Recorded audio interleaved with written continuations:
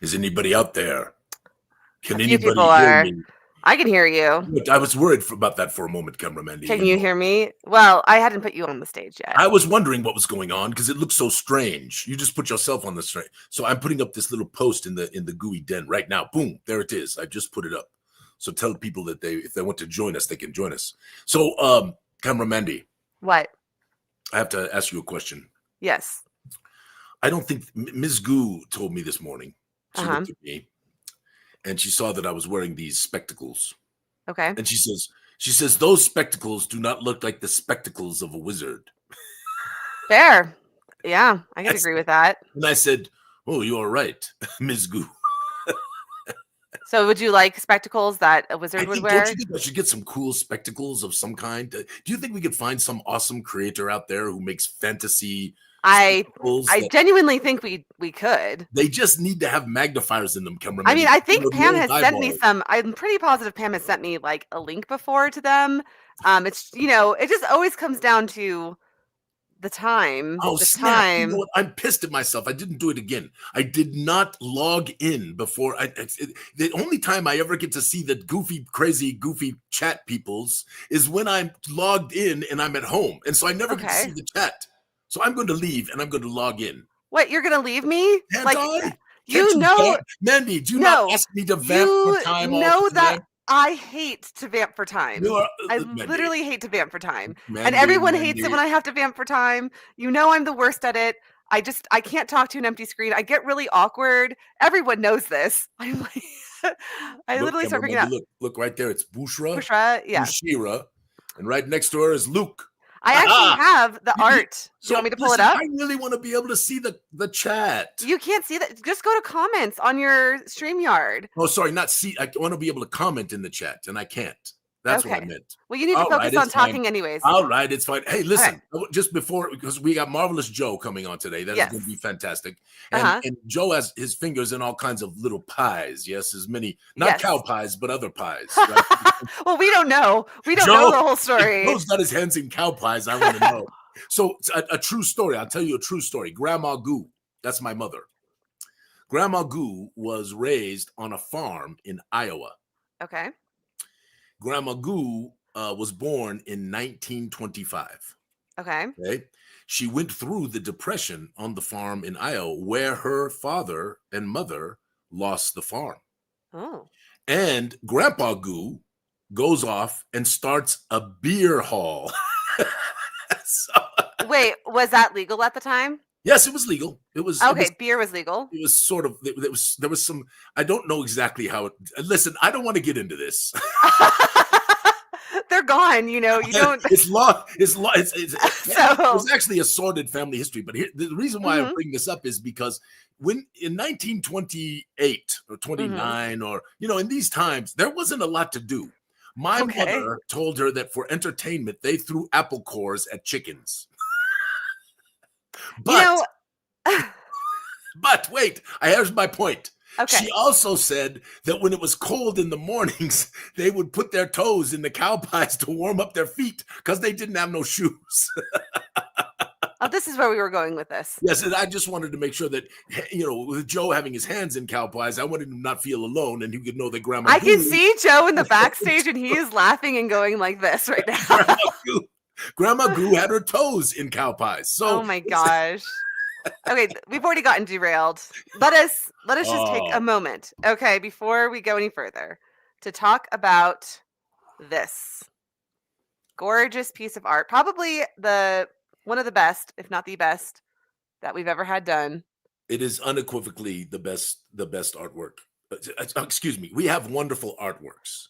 This is probably the most meaningful artwork we've ever done. Fair.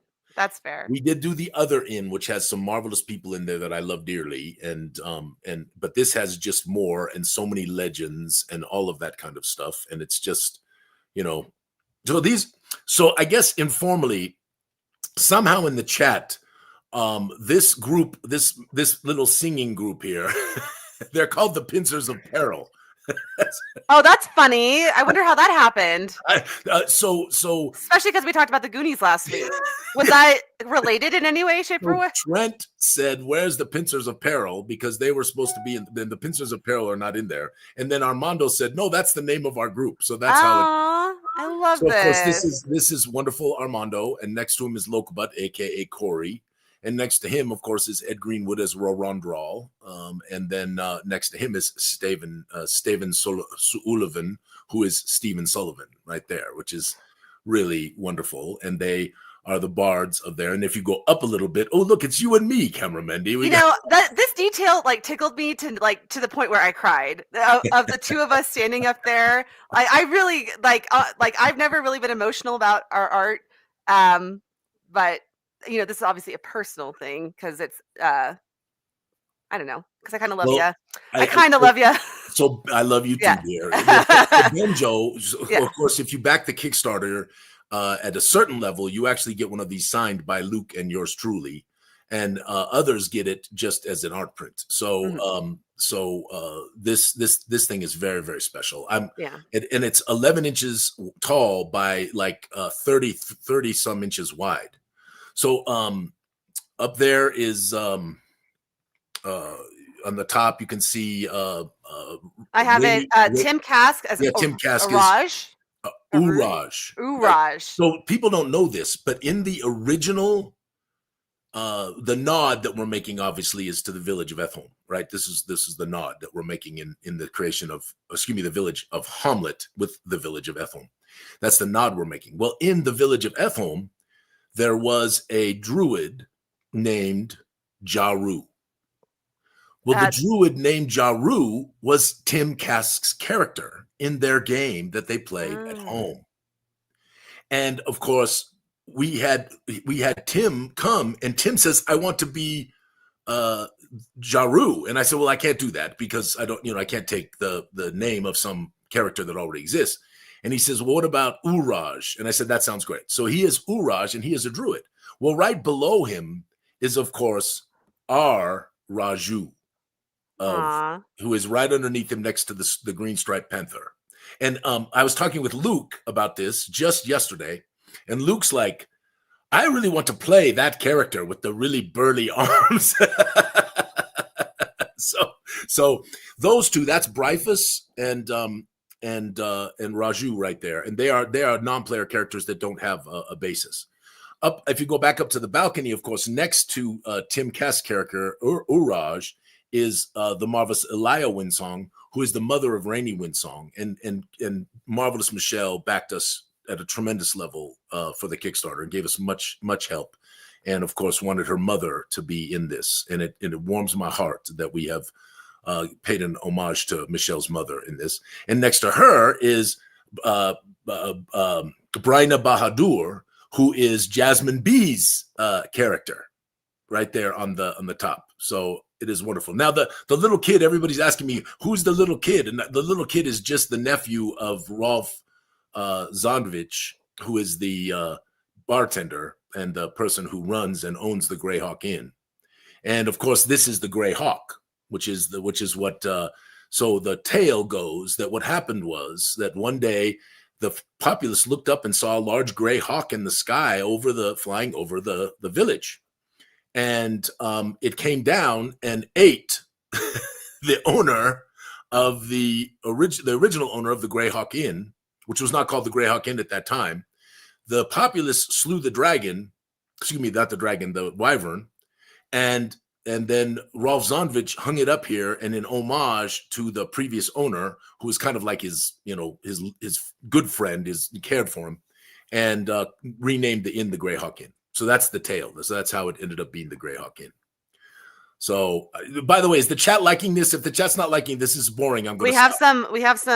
Now we have to speed it up a little bit, just so you know, because we're already 10 minutes in. I won't go through everybody. Yeah, but we did have a question. Which one is Bryphus? Is Rune there? So Rune go up. Nope, you're too far. Go to your right. Yeah, up there. There we are. Up there, she is up there with Penny Williams' character.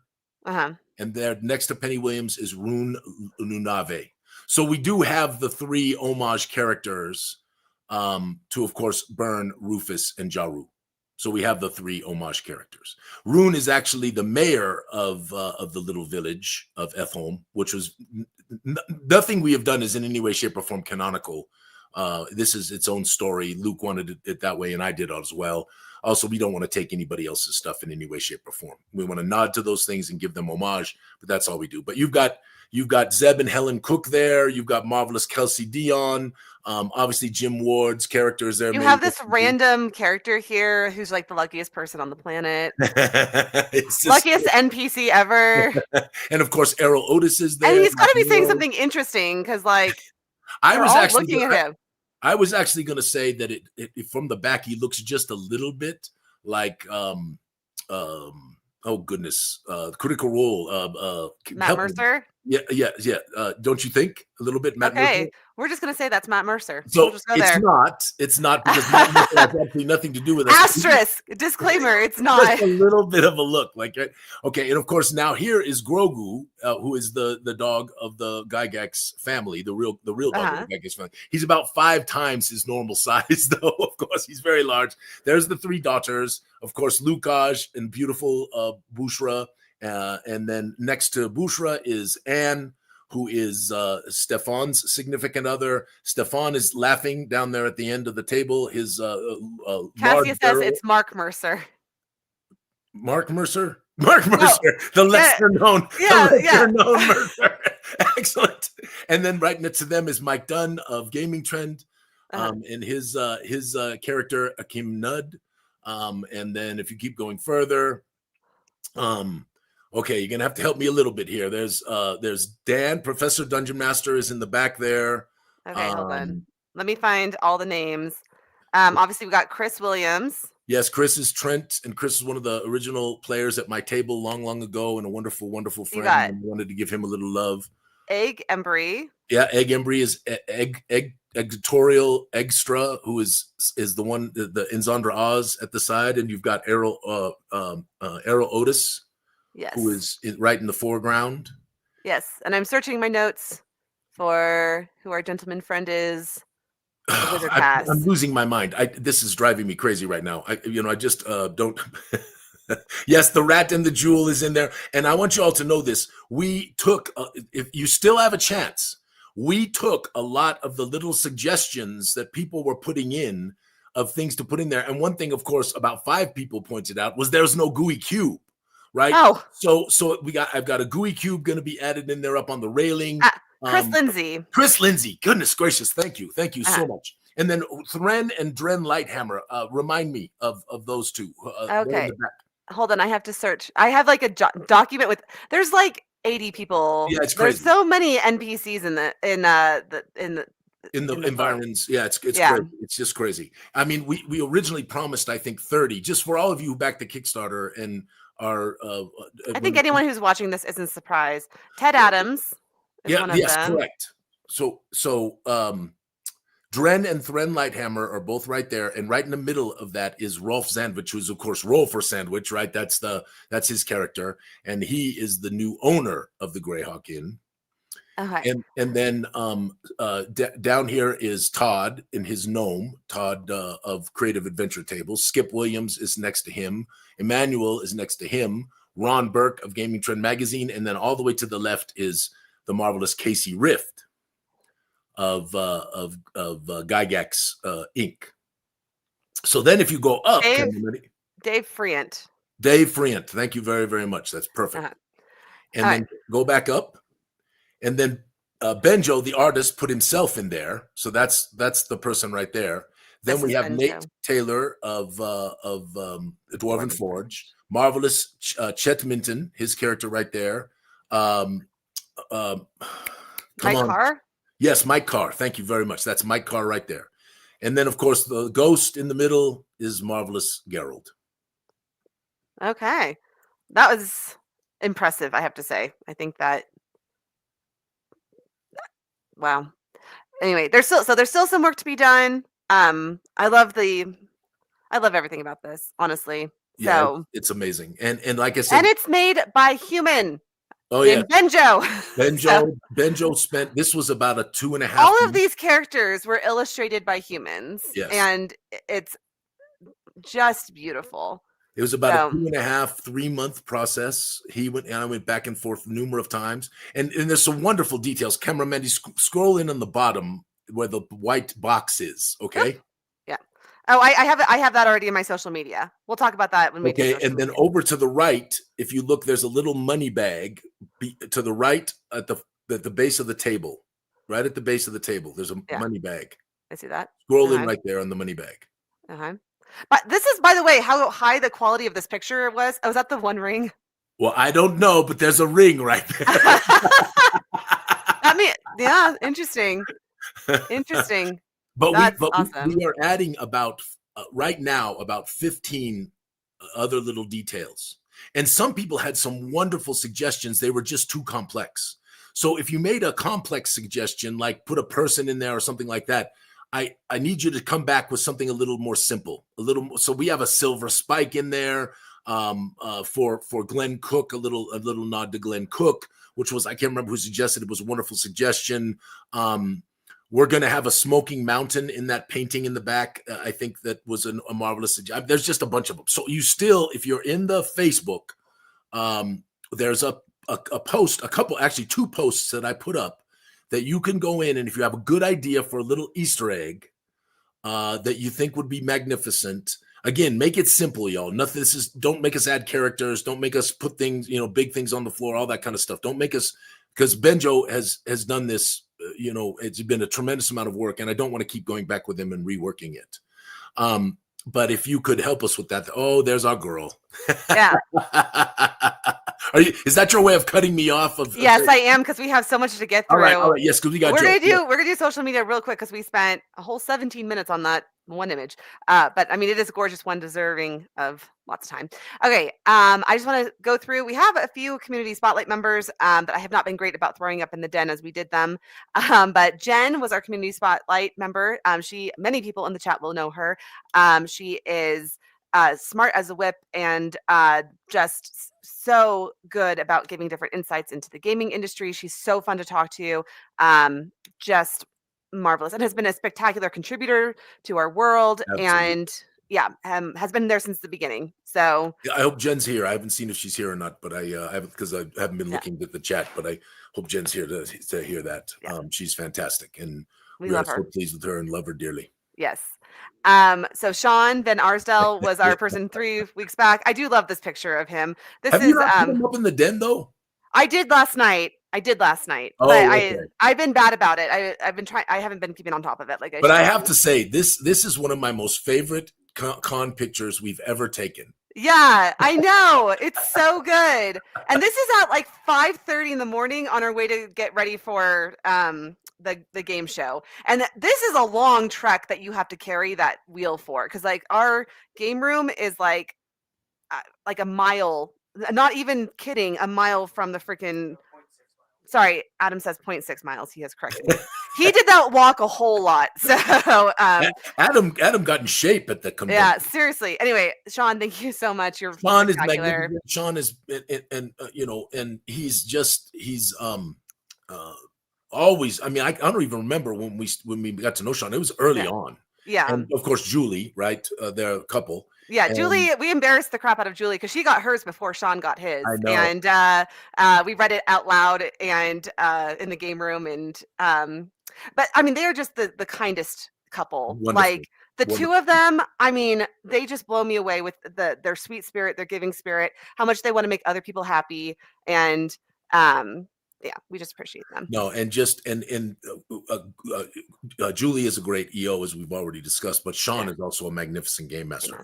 Yeah, and really, people really enjoy his games, and that is another wonderful friend of ours. Yes. Yeah. So this is Casey. Everyone knows Casey as like JC Redkin. Casey's here, I think. Casey's in the chat, I think. But I also grabbed this because she came and visited our office. And Casey, I'm so sorry. I had such a terrible. We came back from California, and I got this bad headache, and it was really bad for 2 days. Almost made me sick to my stomach. And I'm so sorry. I wanted to be there so badly and see you, give you a hug. But I'm glad everybody took care of you and you had a great time. Yeah. And you got to wear the hat, I see. Yes, indeed. We had a great time. I got to spend a lot of time with Casey, and she's amazing. And there may be something coming to Genghis Khan that she and Andy are working on together with Corruptic Magics, and that's all I'm gonna tease for right now. So interesting stuff. Okay. Really quickly, if you have not seen this video, I know like everyone's seen this video. It's the I don't know that everyone's seen it. I got it sent to me at least 4 or 5 times from like not just from the den, but from like various people like in my life. So I feel like a lot of people have probably seen this. It's the Bohemian Rhapsody video. Yes, but if you have not seen it, you're the right. Flash mob, you have got to watch it. It is so good. Yeah. So it's been posted in our den a few times. But if you look, almost as good as An Evening in Ethel. There's almost as many people in this video singing as are in our art. So yeah, anyway, go check this out. Lauren's posted this. What is this from? Is this from so remember the Environs? We did a mini Monstrica as one of our stretch goals as part of Environs. So people are getting this little mini Monstrica, and this is a monster that is in there. And I think there's 10. I think we have 10 monsters in there that people will be able to get a sneak peek. And of course, this is sort of a preview of our Monstrica book that is coming with something like 200 and some, new creatures that are all Zyathé and fun, and many of them made by our community. Well, I've heard that this one is pretty close to being done. Also, I love Lawrence's. And just so everybody knows, we've got all the stuff to China that we need to get to China, which is the long stretch of getting the Kickstarter fulfilled. Is because obviously it's not just printing it. There's some, when you talk about the Environs box set, which is now 3 inches, no longer 2 inches, it's 3 inches deep. It's a huge printing project. And then on top of that, it's got to be palleted up. It's got to be put on a ship, and it gets shipped over here. All of that stuff is over there, which is why the supplements like this, which we're going to print here in the United States, those we could take a little more time on that. I think a Myron the Flash Mob troll at Gen Con would be amazing. Well, there's a lot of organization that goes into that. So if anyone in the community, if anyone in the community wants to take the reins on that, I am all for it. But somehow we've got to actually make a musical score, and we got to have some instruments. I have a musical score. Well, no, we need instruments. We need a band. We need a band. Okay. Which, I saw, I didn't grab it because he posted it this morning, but Paul did a Game of Thrones cover, like the dun dun dun dun dun dun. Oh no, I haven't seen it. We'll have to show I only got to watch a few seconds of it because he literally posted it right before I was logging on to do this. So, and it sounded really good though. So maybe Paul and his kids will come play it. Anyway, we got to keep going. If the Blues Brothers would play with Sing Myron the Ugly Troll, it would be really off the hook. We got to keep going. We got to get through all this so we can get Joe on. Yes. Okay. Genghis Khan. Yes, if you are interested in running games for us at Genghis Khan, please reach out to gooeygames@gooeycube.com, or Matt or Whit or myself. So we are starting down the process of planning Genghis Khan, and I will tease this. We have some interesting new things coming. So tease. Okay, let's keep going. Here's your Delvers and Drake Slayers. So this was one of the examples of the Easter eggs that are in there. And now we've added already, we're going to add another 8 or 10 or 12 in just the artwork, and just adds so much character to it. So originally I told Benjo I wanted a little faked white box, right? And when he sent it to me, he'd actually taken a screenshot of the white box, kind of put it over the top and put it in there. I'm like, Benjo, this is copyright infringement. You can't do that. And then it came to me. I was like, wait a minute. We have to put Delvers and Drake Slayers in there. You need to copyright Delver or trademark Delvers and Drake Slayers. It already is copyrighted. Oh, okay. Because it's under our copyright. It's been published, so it's under our copyright already. So yes, because someday when we do a system, if we ever do a system, it is going to be called Delvers and Drake Slayers. Let's not talk about us doing a system, because that gives me heart palpitations. No. This is not an announcement. Let's be clear. This is not an announcement. Where's the fake logo? Says Haunted Wolf. Which fake logo? The one for Delvers and Drake Slayers. So we haven't made it yet, So I don't know yet, but this is good enough. Okay. Don't put me under the pressure. Okay, let's keep going. Really quickly. David sent you some gifts. Yes, yeah. and we didn't take a picture of the bottle of whiskey that Sean sent me too, by the way. Well, I had a bottle. Sean and Julie sent me a bottle of wine that was like, it was like drinking like fruit juice. It was so smooth. It was so delicious. I loved it. Anyway, I'm gonna get some more too. So yeah. Anyway, back to Sean and Julie. We just love you. Okay. But David sent us this, and like this Gooey Cube is a little dice holder, and he sent you a tiny purple dice, and I didn't realize what it was, and neither did you. Yep. But later on, we were in a meeting, and I was like, "Wait, yeah, oh, that's where that goes." And the whiskey shot 20 cider, right? Yes, whiskey. No, just look, David. Thank you. You are marvelous. Keith hasn't posted in a while, and he came through with a pretty good one. 6-year-old. Do dragons fart fire? Me. I don't know. 6. I thought you went to college. There's some part of me that wants to know if dragons fart fire. I think that sometimes it depends on what they ate. This was just cute from Michelle. Well, what we love about what Michelle goes crazy for Halloween. Yes. So we always get wonderful pictures from Michelle of her creative designs for Halloween. And of course, here's Captain Hook. Captain Hook. Captain Doodle Matties. Doodle Matties. Okay, really quickly, there was some interesting conversation in this one. This was the Legion of Goo. Who would be in the Legion of Goo? And I wish we could talk about it, but we have to keep going. So just go find this on Facebook and enjoy the topic. Yeah, there's been a lot of dialogue, and it'd be sure fun to do something like this. You were supposed to. You were supposed to be working on like a thing. Mandy, I'm supposed to be working on a lot of things. I know. This is something I might try and work on. I might try making one of these like Gooey Cube props. So we Andy suggested so people could come take pictures in it. I think it'd be cute. Yeah, just fantastic. I don't know if I have the time or energy. But if it was big enough that people could get in there, and that's what I'm saying. It'd be so good. Oh, but man, if someone in the chat is interested in making this, I will send you money for supplies. Anyway, because it's too good. I love it. Okay, many a game. I've creatively described a dangerous scenario. How do you respond? I will boldly engage. Rolls. Oof. You will now perish creatively. Yes, man. I could not see the die, but I assumed there was a 1 on there. Naturally. Oh, I like this. Walk for your lives. It's giant snail. Sorry, we're just zooming through. We got to get Joe on here. Yeah, we got to get Joe. And then there's David. Sorry, I have to include some snail stuff. Okay. No, the snail thing is getting ridiculous. By the way, Camera Mandy, there is a snail. You all can look for it. I know. We've seen the snail in Evening in F-Home. Yeah. Yes. Andy says I might be able to whip up a cube before Genghis. Okay, Andy. We'll have a chat, Andy. Yeah, we'll talk. Okay. Interesting chat again. We are not going to cover this week. Gnolls versus Nups. But we have both. Nups are just little gnolls. Yeah. Anyway, there was interesting discords. We'll talk about it later. That was it. Okay, let's get Joe on. I'm sorry. We're Evening in Atham took a quick second, but that was a good, beautiful piece of art, and I'm glad that we did. All right, let's quickly introduce Joe. So Joe is one of our game masters. He's run for us at a few conventions, online and in person.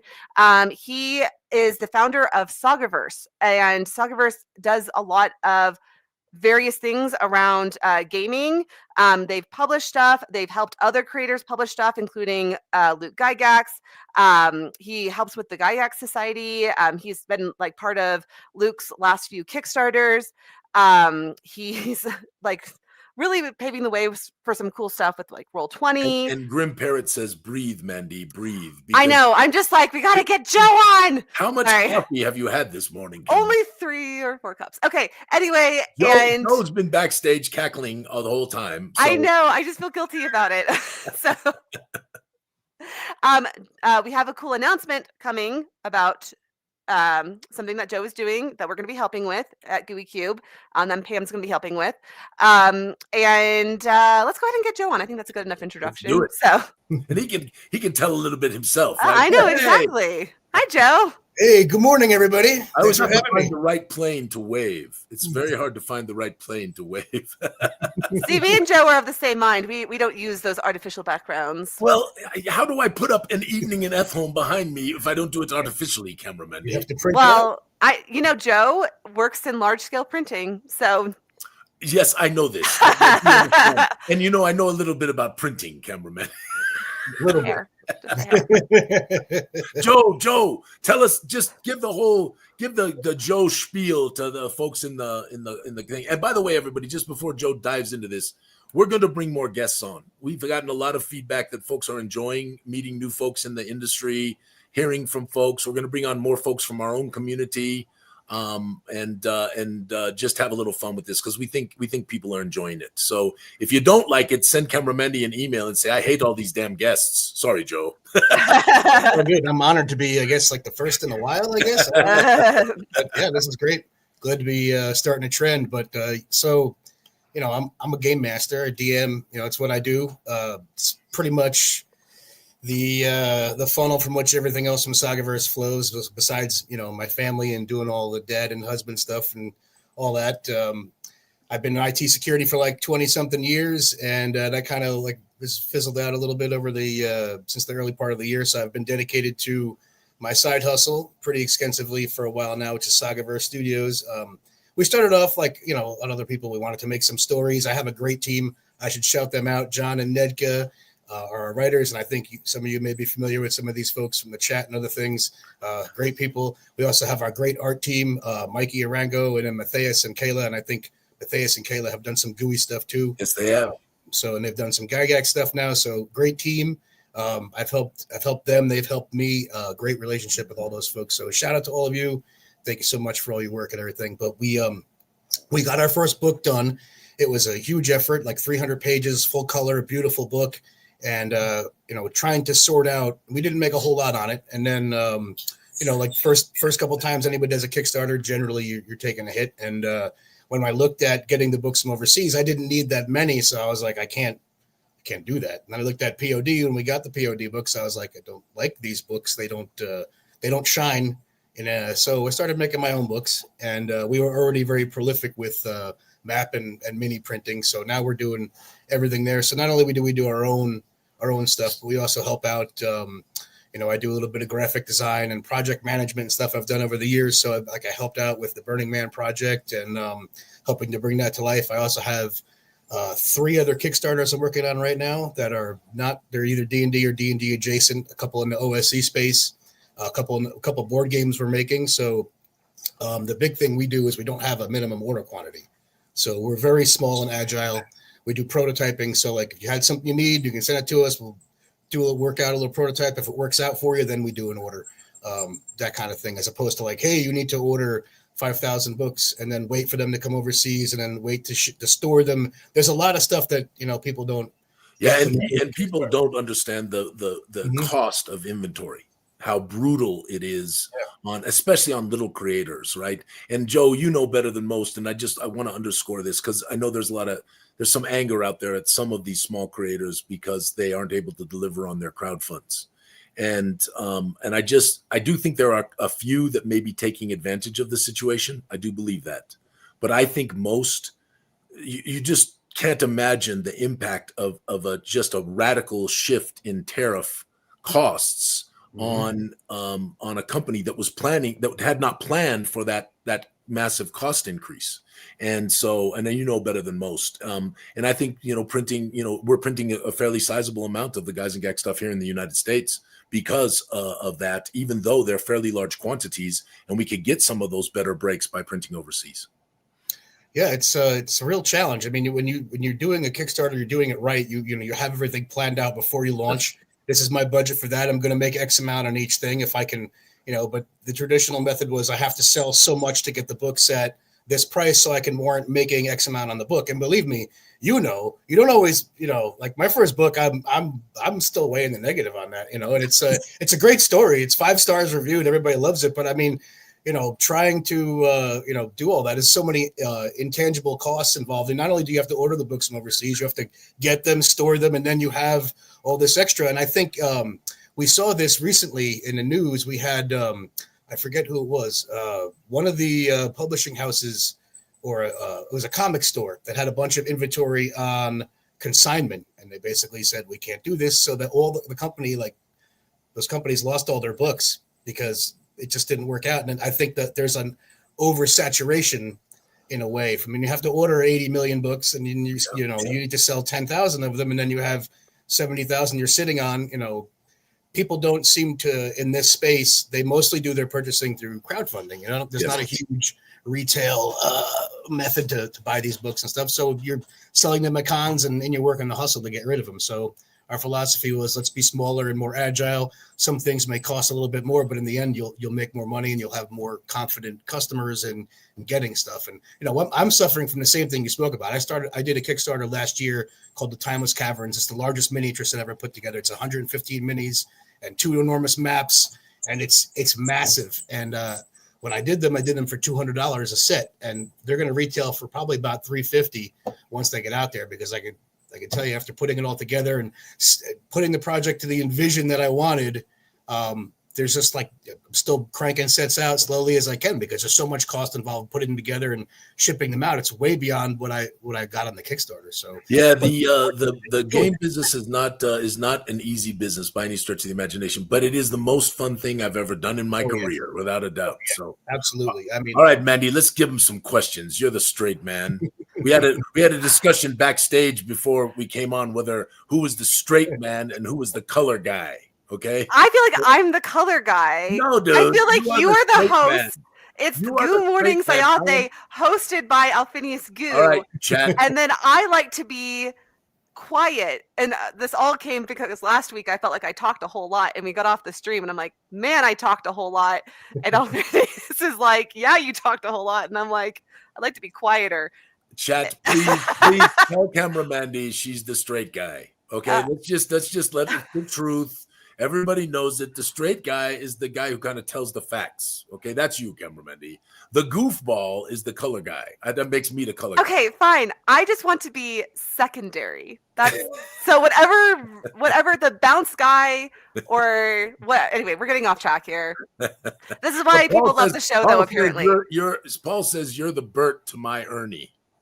I think I could agree with that. I'm trying to remember my Sesame Street. Okay. Okay. Well, let's start with our big announcement.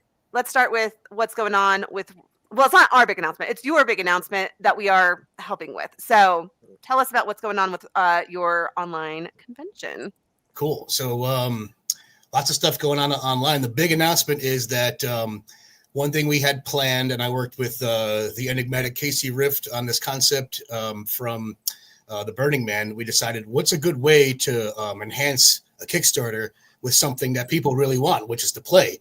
So we thought of this idea of having a convention that would support the Burning Man. And we had a Kickstarter from the SagaVerse we were going to do. We pushed it back a little bit. But so the Burning Man, we sold tickets to sit and play with Luke and Matt as part of the Kickstarter. And we sold out more than one game. We have a few seats left for the backer kit.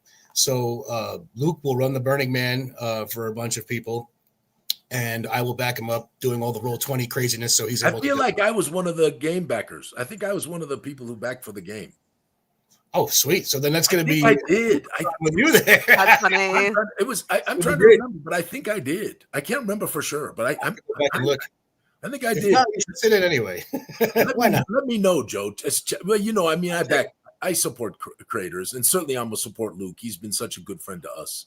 And all y'all have been a wonderful friend to us, really. And likewise. So, well, I mean, it is really, it's a camaraderie in the game business. I don't ever look at somebody and worry about competition. I more root for them. I hope for them. There's plenty of room to move, and you guys are making some great things. And oh, by the way, I think I'm sneaking in the Eye of Chentofi. You just went totally off track. In the evening in Ethel. I know, but we were talking about the Roll20 convention. We can go back to it. Okay. Take a moment. All right, go back, Joe. Continue. Okay. Continue. Yeah, so keep talking about what we're doing here. So anyway, with the virtual con, it sprung out of that, and then it became a little bit more than that. So I'm hearing how I'm the straight man as I literally just said that. So Here you go. Hey, we got to stay on track. Straight man. You are the Abbott. Anyway, so we're gonna have a virtual con. It's in January. Can I share my screen? I have a absolutely. Go ahead and pull it up, and I will put it on the screen. Let's see. Share my screen. What is it going to ask? Okay, here we go. Application window. Cool. All right. And Andy is asking, what is the Burning Man? The Burning Man. It's a adventure in Luke's world of Okarim. That's first and second level. It's for 5th edition, and I just happen to have a copy of it right here. Big old beautiful. This is the deluxe version. We did like 2 different versions. One is got a canvas cover, and one has a regular cover. That's the canvas one. So looking at this here, let me shift over. Where is it? Virtual FrostCon. Here we go. I got all these things up. All right, so here's FrostCon, January 9th to the 11th. And it's going to be Gooey Cube, SagaVerse Studios, and Gygax Society Games. We'll be doing it throughout the weekend. We're figuring out some stuff. Pam and I were talking.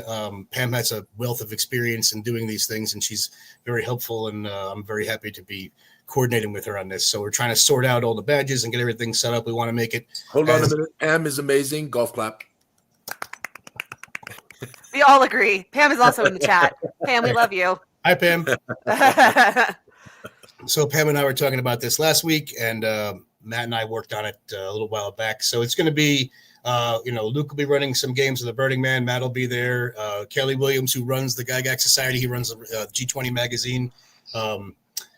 He and I kind of coordinate on getting the games and stuff together. And then me, and then my friend Rob Alderman is going to come. He published Gods of the Forbidden North, which is the largest OSC Kickstarter ever. It's quite a huge thing. And then, my partner, John Lacassie, will be there, and then various other Gygax and Gooey talents. So we're working on the schedule, but tickets are going to go on sale in October. So if you want to get down on some online gaming, this is going to be it. We're going to obviously be running some of the stuff from we'll be running the Burning Man, obviously, probably a Rogue's Gambit, I think, is next up for us. If you haven't played that yet, it's one of our favorite modules to run at conventions. And then from the SagaVerse side, we'll be running some of our Curse of the Chupacabra, and we are actually releasing our next Kickstarter that month. So we'll be kind of premiering that at FrostCon too. So, and that'll be we're working on some kind of extraneous. Yeah, FrostCon. Yeah. So the middle of January, early January after the holidays, everybody's kind of in. It'll be very frosty. Yeah, very frosty. There's kind of a lull there. Yeah. It's going to be good. So if anyone is interested in game mastering for Gooey Cube, please reach out to Pam, and she will be in contact with you. And I don't know what we're running yet. This is all in Pam's hands. This is why we love Pam. Love you, Pam. Because Pam got game. Pam's the main. So yeah. Anyway, so yes. And then put it on your calendars, because if you run played all the Gooey Cube stuff before, there's going to be a host of other things that you can play that would be fun with, I'm sure, some amazing GMs. So awesome. Okay, so that is our big Roll20 announcement. Why don't you talk a little bit? You had made a post last week in the den. So why don't you tell us a little bit about what you're doing with Roll20? You're kind of paving the way on some things, and talk to us about this.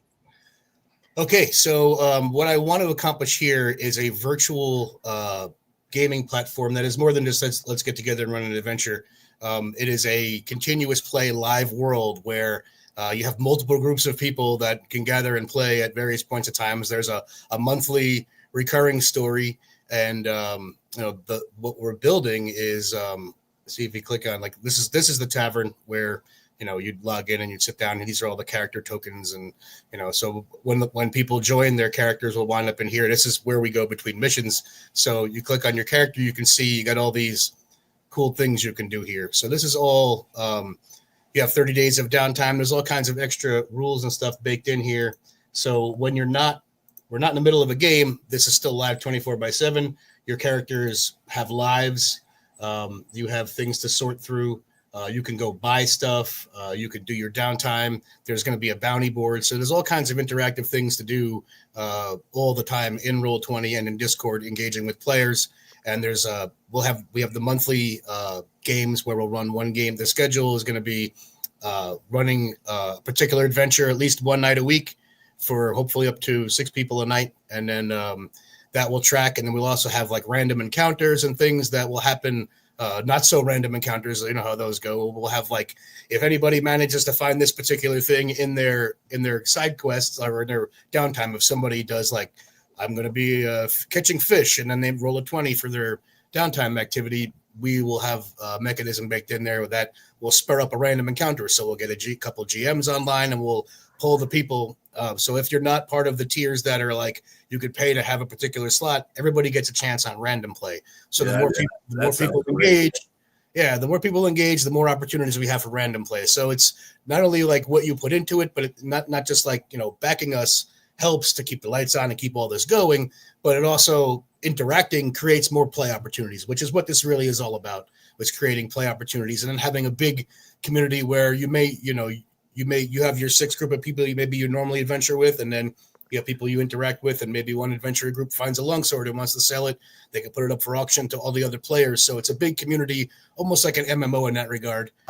You know what? Put up Grim Parrot's comment right there, because Pam says it's a virtual tavern, but Grim Parrot, that the West Marches campaign in the 80s is definitely if I don't know if you remember it. Do you remember it, Joe? A little bit, yeah.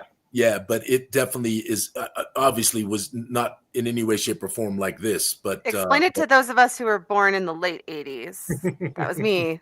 What is the West Marches campaign? It was an aggregate sort of way to get together with more than just your gaming group.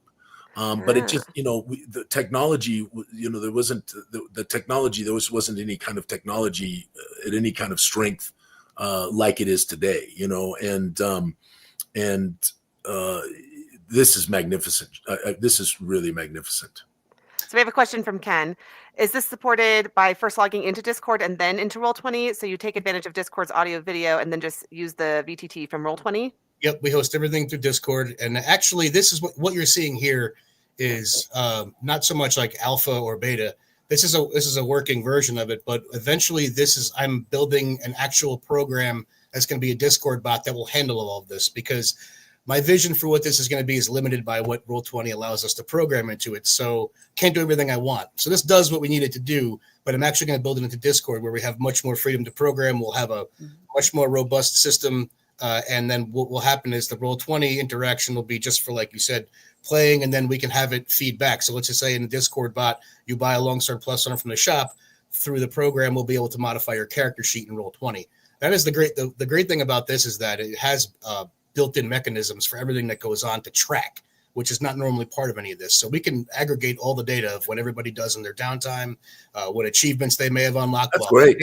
So then we can build a list, and not only can we present it, hey, this is what everybody did, but it also allows us to track achievements. So if we wanted to have a variable event in like next month, if this particular character is alive, it's going to require X amount of players finding this achievement through the monthly play. So we can then look through the data and see how many people acquired that achievement, whether it's from killing a particular character or finding a particular treasure. So the world is continuously evolving, and the best part about it is that we release it. This is doing Curse of the Chupacabra first. So it's a huge book that we've broken up into 4 parts, and each part has like a box set that goes with it. So we run the adventure that month. If you back at a digital tier, you get the PDF, you get the tokens, you get all that stuff. If you back at a physical tier, you get a box set, and I can show it to you if you want to get a box set. It has maps, minis, and all the good stuff in there. So you get quite a bit. It's got a little bit for everybody. If you want to just pay $1 and be a part of the thing, you can. If you wanted to, get down and get live play sessions and a box set every month, you could do that too. Take it home and play with your friends. So cool set, simple, easy to produce and ship out. We buy the box, we put a label on it, we make all the minis in house, and then each one has a probably between 15 and 20 minis, and then you have like laminate character sheets, things I've learned from my time as a Gooey GM, how to make a complete beautiful thing. I won't go crazy tearing that apart, but there's also a book in there and 2 maps. So it's a complete thing. Everything that we're running here, people can take back and play afterwards. And then as we go, since we've already have 4 months of content ready to go with Curse of the Chupacabra, it times perfectly for FrostCon, releasing the next chapter of that adventure and continuing to play it live. So this is how we can, once we kick the tires on this and get it going, this is how we can adapt to doing any kind of a campaign world with any universe. Get all the back end, get the players to go through it and beat it up a little bit and find out where, what functionality we need and what people want. And then we'll hopefully have it all good to go. No, I have comments. I have comments from the chat too. Some comments up because I'm seeing them too. Okay, so first off, Chelsea, I put up, that's super cool. To be clear, Chelsea is like insanely into Roll20, like in the same way you are. So this is an actual compliment coming from someone who is very well versed in everything Roll20. Whereas to me, it sounds really cool, but I have no idea what the hell you're saying. So yeah, but she was great. She did all the stuff for GooeyCon. She was a great EO, trained everybody. So thank you, Chelsea. That's awesome. Pam says we need something like this for Zyathé. To which I say, again, heart palpitations. Ryan Pitt says, bring on the box sets. There's Joe, another Joe, Joseph McComb, who's like on vacation in France right now watching us. When is it coming out? Well, we have soft launched it already, so you can go to patreon.com/SagaVerse. That's where you can go in and get signed up, and then through that, we'll create your character accounts, and you get all your links to the Roll20 and the welcome email. And we have ads going to be going out this week. They're going through all of you guys are marketing people, you know how all that. So I spent a lot of time last week figuring out the ad creatives and getting all that done. So hopefully soon, we have almost one full party ready to go, just by word of mouth from a couple people. So it's launched, and we're hoping to be able to kick it off by the end of September. And then depending upon when we launch, we'll be releasing the box sets at a 4-week interval. So once it starts, we'll run through it for 4 weeks, and then the box set will come out. And, we already have production of these ready to go. It's one thing we learned from all the years of doing Kickstarters is you want things that you can produce simply. And these are things that we can produce simply and quickly here in-house and ship directly out from our warehouse. So we don't have to worry about it. Joe, do we have a link to the Kickstarter that we could tell people about? The Kickstarter, or it's a Patreon? Or Patreon, excuse me. That's correct. It's patreon.com/SagaVerse. Is this correct? There it is. Yeah. So my understanding is you can join for, did you say $1 a month? You can sign up for free if you want to just go in there. I'll make you a character slot. You can check it out. It's a 7-day free trial. There's a $1 tier where you can, get involved in random play. You only get a couple character slots, and then you can go all the way up to $50 a month where you get a guaranteed slot. You get the box set. You get a bunch of character slots. You get some starting items. You get we're going to do a monthly show. And then there's also at the top tier, some other perks. Like we have a creators chat where if you ever wanted to be part of play testing or maybe even getting involved in helping out with some SagaVerse projects, that's the place where we're going to have all that level of conversation for people that are serious about it. So, a little bit of something for everybody. Yeah, no, this all sounds really incredible. So just another few questions. Does Roll20 work on an iPad? Chelsea said that it does. If you use Chrome for an iPad. Okay. And let me see if I missed any other questions. I had a great I was gonna say I have a great comment. The West Marches full on. It was basically it was basically it was trying to make a larger opportunity for players. It was basically, and this was a good explanation. Rick also said it was the Wild West of Greyhawk, which I completely agree. So Ben Robbins, who defined its core characteristics as having no regular session times or party, with players scheduling sessions on the fly from a large pool of people and exploring a dangerous, unexplored environment on their own terms. Yeah, that sounds quite engaging, honestly. Yeah. So just there was so many impediments to trying to get people together, right? I'm trying to remember, but I believe a few game stores actually incorporated West Marches into some of their in-store gameplay. Because there weren't a lot of game stores that had in-store gameplay at that time, but there were some. And I remember San Francisco, there was a Gamescape or Game Masters Hobbies. I can't remember, but they had a back room where they had play when I was in college in the 80s. And I think they might have done that with the West Marches, is to kind of build a West Marches community there in their store. But obviously, Joe, with what you have going is much, it's. Well, it can be so much broader. Yes, anyone can play in the world. No, for sure. Okay, before we lose track of time, hashtag portrait. Yes. We'll get you entered. We have this week and one more week of entries, and then we're pulling our portrait winner. So #portrait for that. And remember, even if you put it in the past, do it again because you get an extra entry. Repeat Everybody entry, who comes here, right? There'll be a chance here this next week. We'll put it up in the Gooey Den. And we'll also put it up on the Discord. So everyone will have 2 chances to enter with those 2. But everybody who's been attending this, they keep putting the #portrait. They get multiple entries. Your odds go through the roof. We have seen this. We have seen this with the Tiamat from the Guys and Gax, where there was like over 6,000 entries or something crazy like that. And somebody from Goo Morning Zyathé, who had entered multiple times, won. Yep. Okay. Before we finish up, though, Joe, I want you to talk about your philosophy of helping uplift third-party publishers like Gooey Cube. Like, tell us what has helped you connect with small creators like us. Well, just kind of, feeling the pain, going through it myself, and I'm a person who's made an entire, pretty good career. I'm just seeing problems and trying to solve them. And, whether I have the most, eloquent solution or not, I just try to, I see things. And I'm a nerd. I want to play games. I want to be around friends. And, I was separated from my playing group for, I still am. We try to get together sometimes and play, but everybody has their group. So I figured, why not, my philosophy is let's play more. So if, somebody has an idea they want to make manifest, generally they're hamstrung by all these socio-political things and world issues. So keep it simple and help people, bring their visions to life. So that's kind of what our philosophy is. We're not out to like make millions of dollars and make a huge business, but we want to be very, working with people. I mean, the greatest thing I can say about what I'm doing right now is I get to see so many cool things from so many amazing creators. And I think that in and of itself is worth doing what I'm doing. Just everything from D&D games to board games, people's imaginations. I mean, it's inspiring. After spending 25 years in corporate life, getting my face kicked in, it's just nice to be a part of being able to do something actually creative besides solving a problem to a world rollout of software or some crazy nonsense. This is feels great. And the rising tide lifts all ships. So the more that we do together, and like Alphinius said, I have the same philosophy. We're not competitors. There's people aren't going to say, well, I'm not going to buy that because I'm a Gooey Cube. You know what I mean? Like people like, hey, that's great. Let's buy it. So let's all help each other out and get stuff out there. I mean, the real competition is, big industries who just can have a lot of money to pump books out and put them in stores. That's who we're competing against. Not that we want to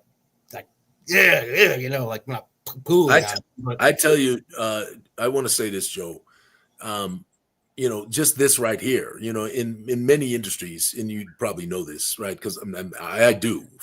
There is no way someone's going to bring someone else from another company with selling something else onto their stream. They're just not going to do it, right? Yeah. This is what is so wonderful about the Gooey community, right? Mm-hmm. And I can't tell you, I've had people from other companies tell other people about us. Say you got to check out their stuff. I mean, it is just, this gamer community is so wonderful. And I even said it when we won the NE, for Dark and Haven. Thank you. It was unbelievable. And Chris was so wonderful to consider us.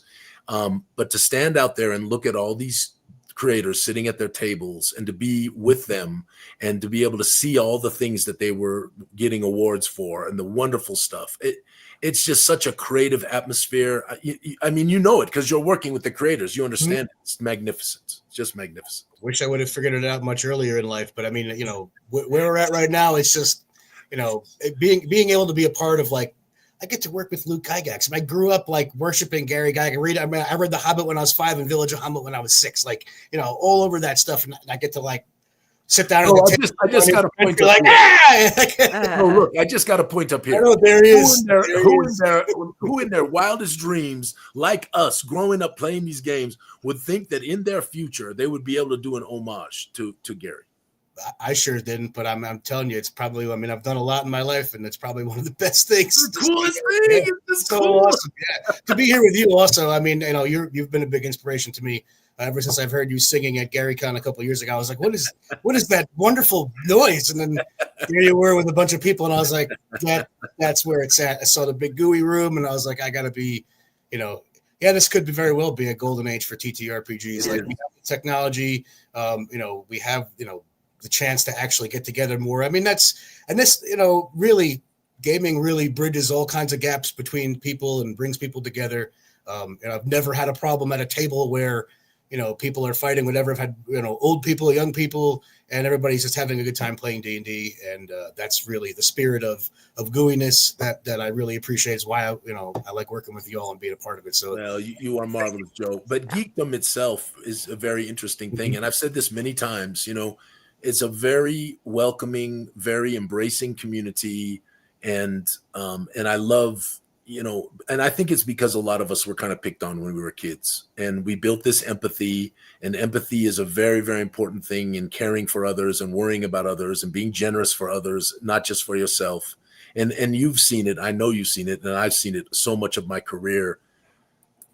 And again, I don't want to disparage industries. I don't want to disparage nonprofit organizations, but I've been involved with many of these groups, and it's everything's so grasping, right? It's so got to get for me, get for us, get for right, and I just don't see that in this magnificent gamer community. I just don't see it. The nerd community is wonderful.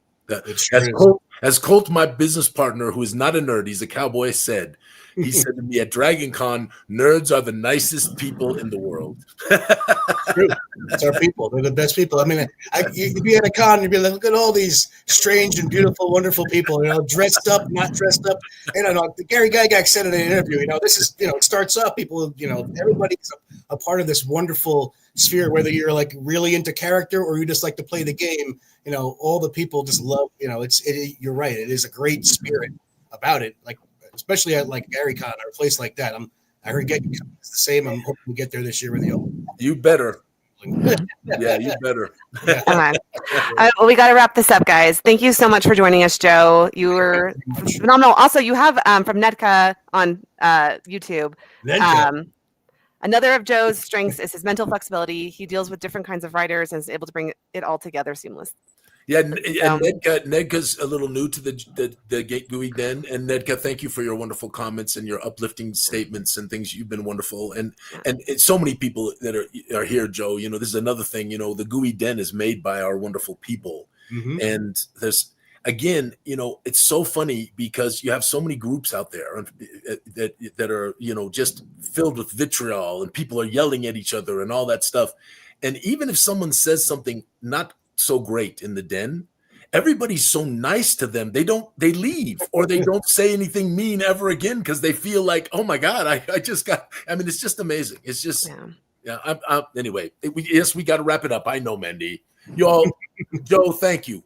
You're most welcome. Thank you, everybody. Thank you so much. Mandy, you got anything else? May all your adventures be sticky. Did everybody get in hashtag portrait? I want to make sure you got that. Hashtag I got it. Oh yeah, Pee-wee is saying, wrapping this up, it's only 2 minutes past. I think Mandy's got something going on. She's got to get the heck out of here, right? I always have things on Saturdays because I have 7 nieces and nephews. So, all right, much love, Joe. Much love to the Gooey Den and all of you people out there in the Gooey Discord. Thank you for all the stuff that you do, and all of you people watching us. We love you dearly. Thank you.